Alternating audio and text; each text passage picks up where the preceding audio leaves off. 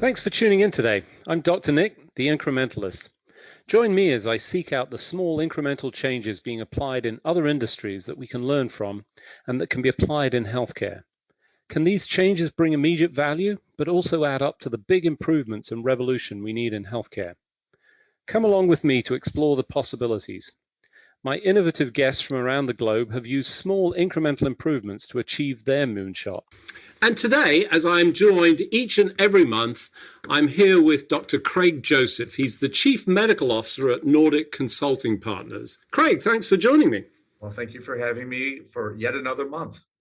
Yes, and another well-paid month, I'm just going to say, of course. And I appreciate it. The new car is looking great that you sent me, and I want to thank you for that. Next time, one with a motor would be great. Oh, what, you got a Tesla? Oh, is that why I couldn't find a place to put the gas into? All right, okay. I'm gonna have to go look at it again. I thought you gave me something without a motor. I was very upset, but apparently that's the new way of doing things. Well, so the big question in my mind is, am I really talking to the real Craig Joseph, or is this just Chat GPT generated content? Because you've stepped into the chasm, haven't you? You have upgraded and paid the fee for the latest and greatest. Well, listen, I was worried about OpenAI not making enough money, and they're a scrappy startup. The industry really hasn't acknowledged their existence, and I really felt the need to do something to make sure that they survive because, again, they're so small and really no one's heard of them. So I did. I upped and went for the $20 a month option, which is, I think, a relatively new thing, where you get the small thing I think you get is priority access. So when others are seeing that message, hey, we're busy right now, but check in later, I won't see that as much. But I do have the option now to choose the latest and greatest GPT. Wait, so that's an option? You don't actually automatically get four? No, you get to select. At least I do, and far be it for me. I don't know if they're doing a bunch of A/B options, but when I log in, I get to select which engine, I'm not sure what the right word is, which version of that engine that's missing from your car. Yes. Yes, exactly right. So I have tried playing with the latest and greatest, which is GPT-4, at least the one that's publicly available. And I so far in my very limited and focused testing have not been amazed at the difference. I'm told I've been reading from people who are, again, smarter than me, saying like, wow, it makes Chat GPT, the current version that most people are on, that version 3, just looks stupid compared to this new version 4. I have not really seen that yet. Maybe because I'm not asking the right questions, but I don't know. $20 a month is not a ton, but I think it's still worth it for now. Just kind of play with it, and I suspect if I got a little bit more sophisticated and were able to compare answers, on the screen at both times, I might start to see the difference. But it's still got the wow factor for me. That Chat GPT, I'm still amazed. In fact, I was taking a quiz. I think it was the Wall Street Journal just the other day, gave a quiz, and it gave 7 different things that generative AI had created. From gave you a picture and said, hey, is this a real picture? Or was this created? Hey, is this a real cover letter, or was it created?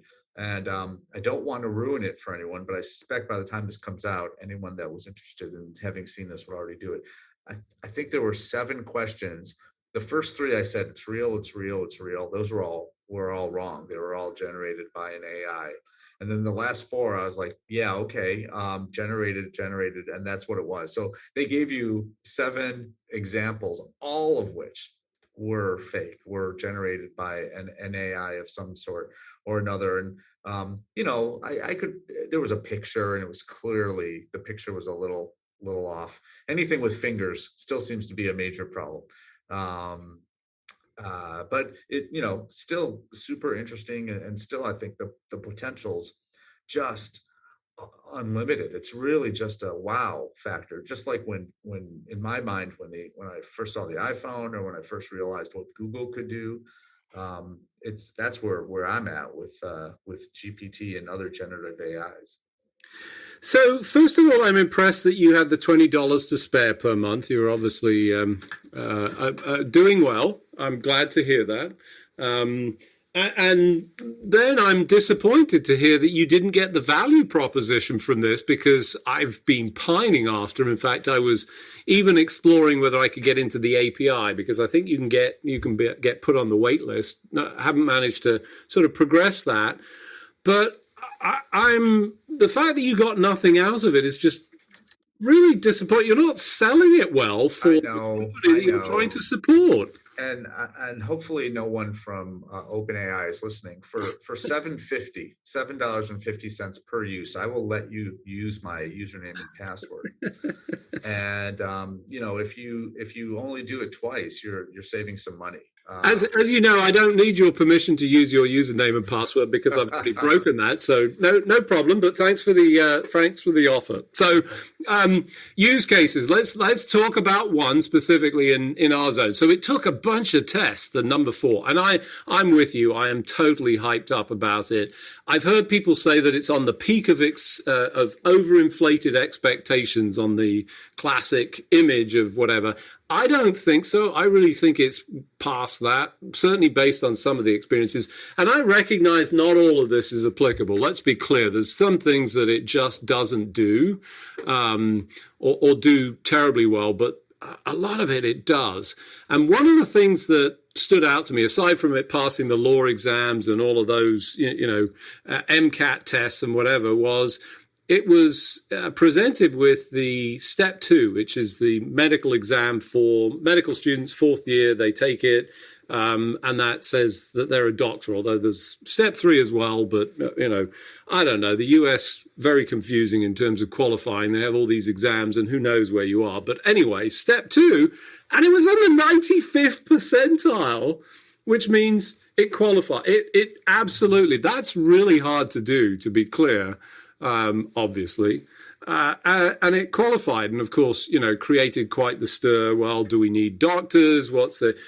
My response was a little bit different, I think, and it was, well, that tells you how useless, personal view, the testing mechanism is for doctors, because is that really testing anything that we need to, well, not anything, obviously there are elements to that, but what are we testing for?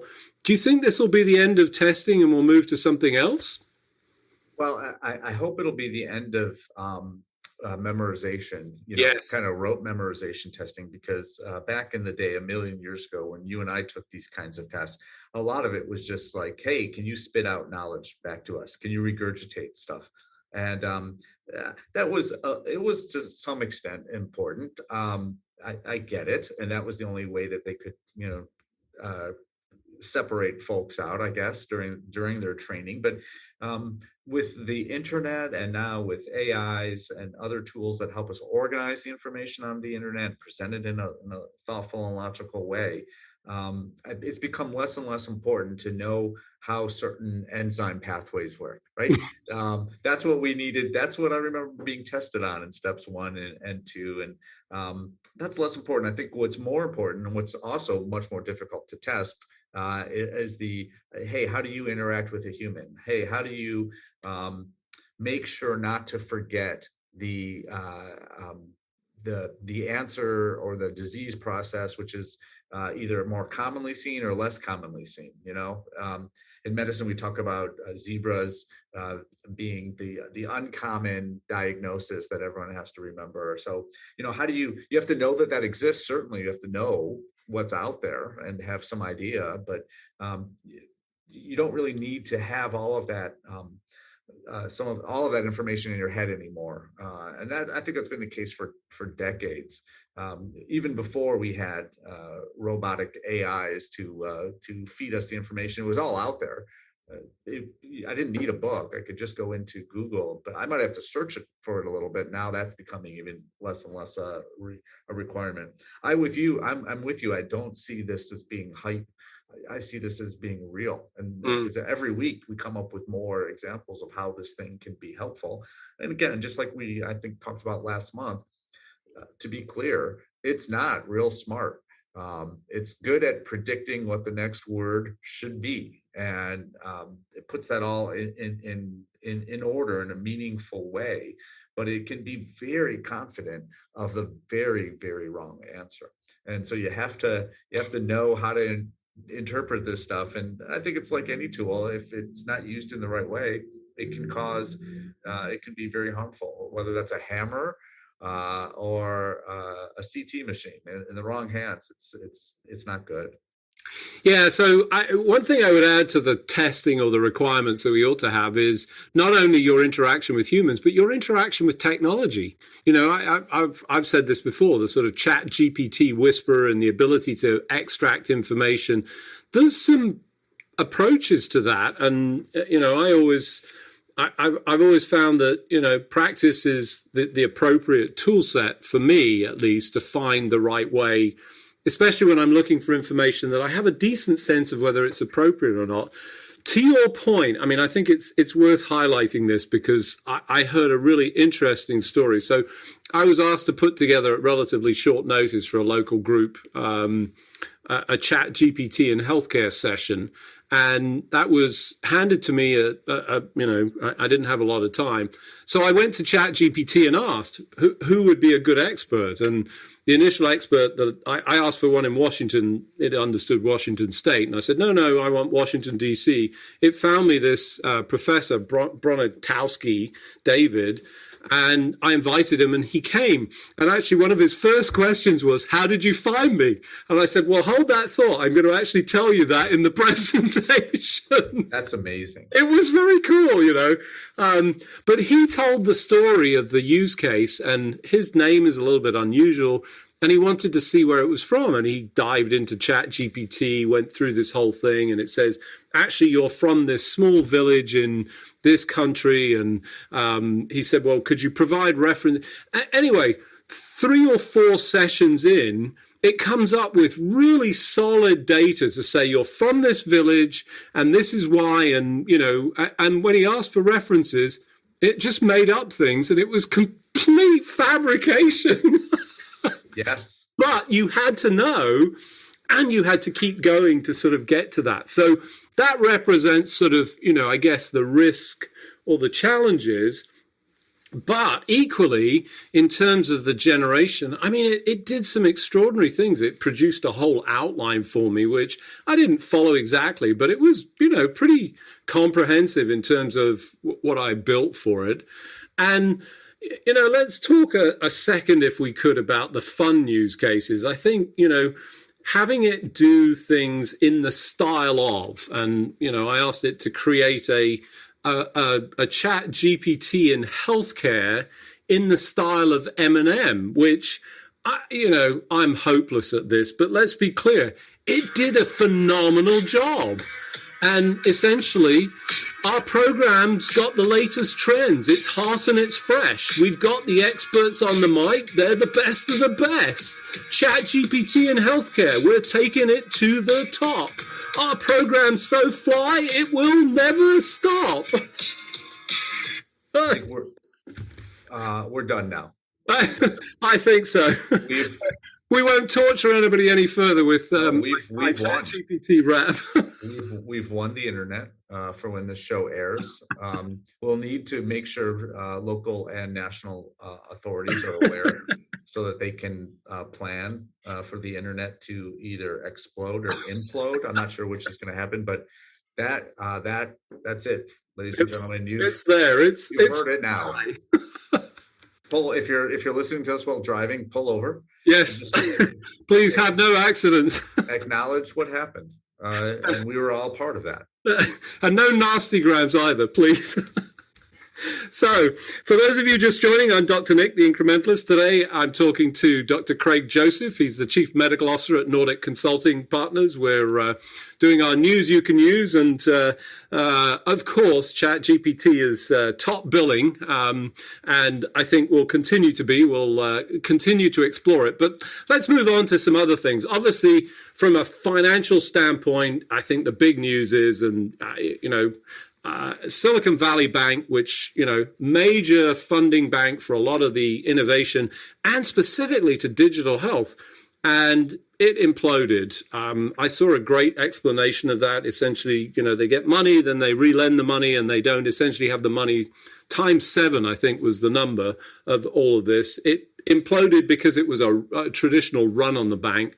But the impact of this is going to be enormous, right? I mean, we're seeing it already, I think, or are we? What are your thoughts?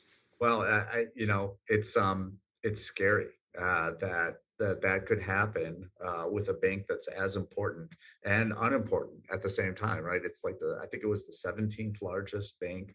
It depends on how you look at it, but a big regional bank, but so much of the IT infrastructure and startup world banks there, that when they had trouble and were going under, that affected a lot of people, and it also affected a lot of groups that have nothing to do with technology. I was reading about a pediatrician on Twitter who said that his office, all of their stuff was through Silicon Valley Bank, and someone's like, "Why would you do such a thing?"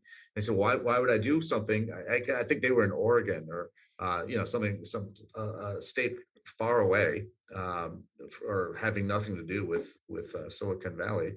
And his answer was, "Well, we banked with this bank that got bought by SVB, and I didn't see any reason why I should change just because it was a different name. Everything seemed to be the same."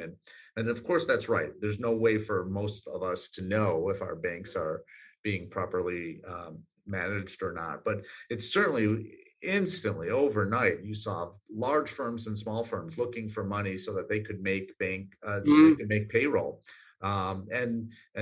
Whether you approve or not, the federal government has stepped in and said, "Hey, we're gonna make sure that everyone is whole, everyone who has money in the bank." Certainly, shareholders are out of everything that they had, but even the FTC will insure everyone up to $250,000, but for businesses that have $1 million or millions of dollars, potentially that was a big loss of money through no fault of their own. Right. And so I think I understand that all of those depositors are made whole. It was scary, and it's clearly going to affect the healthcare IT world for years to come. I think the times of easy money and trying to grow fast and break things as you're doing it are certainly not over, but this is kind of a reality check, and we're being taken back to reality. See where I'm going with that? Back to reality. No, I'm not doing it. You're going to do the? I'll get the music out again if you like, though. No, I refuse. I'm not going to. I can't do it. But I do think we don't really know what the bank implosion that started. We don't really know where it's going to end. But clearly, digital health is going to be on a lower trajectory for a while. I think that's clear. And so companies that maybe were going to be formed are not going to be formed. Companies that were looking to grow, or either organically or inorganically, are going to have to look more closely, because the money is not going to be as easily there for a bit. Hopefully that's a small amount of time. I don't know if I suspect it's not forever. At least I hope it's not. It can't be forever. We can't allow for that. It's such an important area of innovation, and I know there's lots of different feelings about how much of this innovation actually generates utility in healthcare. In the early days I've been involved, I learned a couple of things. One that is worth sharing here, that it's about a 1 in 10 for that early investment, for an actual payout, delivering against whatever money they put in, you only expect 1 in 10 to be not just successful, but actually return your money. So that's a low order of success, which, you wonder about those other 9 companies. I've said this, certainly at the conferences, you see these folks and you go walking through the halls and you go the next year and you don't recognize any of them because they've all changed. So maybe that's a good thing, but also we need to experiment. I mean, this is, not to pull up Chat GPT again, but it's that experimentation that sometimes creates these new innovations that you go, wow, that really makes sense. I mean, I'm excited about that potential and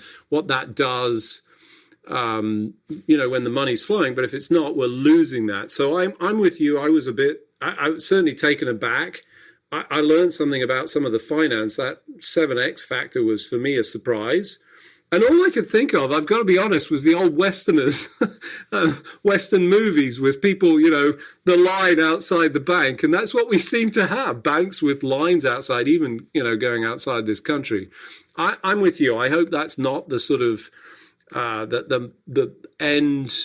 I'm sure it's going to pause and make people think harder, which, not a terrible thing, but we also don't want to sort of stifle innovation. So, limited time left to sort of talk about things. I saw a piece of research. I have to say I've subscribed to the Epic Research notifications, and I've had some. It's actually producing some interesting results. I think you've got more experience with this. It's anonymized data that if you've got access to, I don't know how this, maybe you can explain how this works, but they showed that telehealth visits were unlikely to need in-person follow-ups, which, seems like a small thing, but that's actually a big deal, because if that's the case, then we were delivering value, assuming that, it was a lower cost interaction and, they were getting what they needed. Yeah, so Epic is one of the a vendor, one of the biggest in the world for electronic health records, and their customers can opt in to sharing, as you say, information, putting it all in, patient information in a de-identified, or as de-identified as you can, into a big system. And if you share that information, if you opt in, as I think most Epic customers are doing now, then you have access to that for research purposes. So it's a two-way street, to be clear. So you can't access it unless you agree to contribute? Absolutely. Oh, that's good. Okay, great. It is tightly controlled. So again, there are no names, and there's no identifying information in there, but there's lots of data. And one of the things that Epic is trying to do is get some of that information out, get knowledge out, instead of just data. And they acknowledge that the peer-reviewed journals that you and I look to for sterling evidence, it takes a long time, right, to get something out. And so one of the things that they're doing with these data are asking questions and then putting information out pretty quickly over the course of months, and saying like, hey, this is not peer reviewed. We are not telling you that we are cutting edge scientists, but we have all of this data, and we want to share some of the findings. And they give you the information as much as they can, and then say, hey, researchers, this might be something that you want to see if you can duplicate. So one of their articles that came out a few weeks ago was exactly what you described, where they showed how they looked at patients that had a telehealth visit and then followed them for the next couple of months, and said, hey, who of these patients needed an in-person visit for what we could tell was a same or similar problem? And it was less than half. And it broke up in different ways, but less than half of the time they needed a follow-up. And that's been one of the arguments against telehealth forever. It's that, well, you can have your online visit with your doctor, but if push comes to shove, they need to listen to the back of your back to listen to your lungs to see if you have pneumonia. Can't figure that out without special tools or without just examining you. And so the theory went that, well, most of those patients are just going to have another visit. It's going to cost more and take more time, and it's no good for everyone. Well, preliminary data seems to show that is not the case. That the majority, maybe not everyone, but the majority of people are satisfied and do not require a follow-up in-person visit for their telehealth visits. Some of which is because we're good at what we do, I guess, as physicians or clinicians, and others might be that people are smart enough to say, hey, if this is something where I think they're not going to be able to diagnose me or give me answers, I'm just going to make an in-person visit, so they're not wasting their time asking doctors to make decisions that they already know can't be made without an in-person visit. So it's certainly moving us in the right direction and pretty exciting. Yeah, and I think I'll round it out because unfortunately, as usual, we've run out of time. But the point for me, not only that piece of research, but I think well constructed in that you've got to contribute to be able to access. I think that's a great way of innovating. Recognize all the challenges of anonymization, but I'm hoping that they're doing the right or managing that, because it's very difficult. Let's be clear.